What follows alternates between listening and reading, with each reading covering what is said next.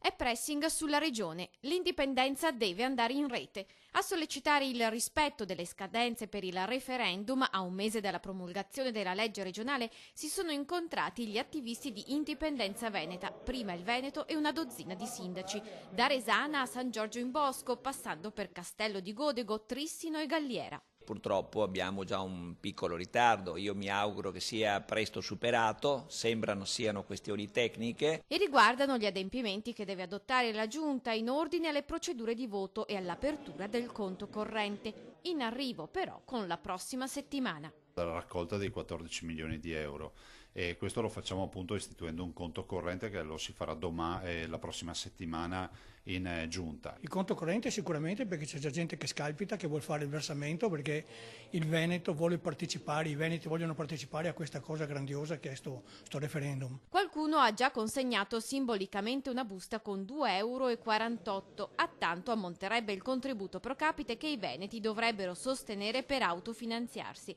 Per gli indipendentisti non ci sono più alibi. La legge avrà passato lo scoglio del vaglio del governo alla volta del 23 agosto.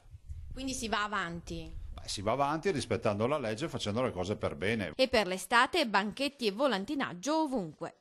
Ovviamente saremo attivi tutta l'estate, oltre alle iniziative sulle spiagge. Indipendenza Veneta avrà domenica 27 anche ben 12 gazebo sulla strada Valsugana che parte da Limena fino ai confini col Trentino per far vedere che noi siamo qui, vogliamo votare.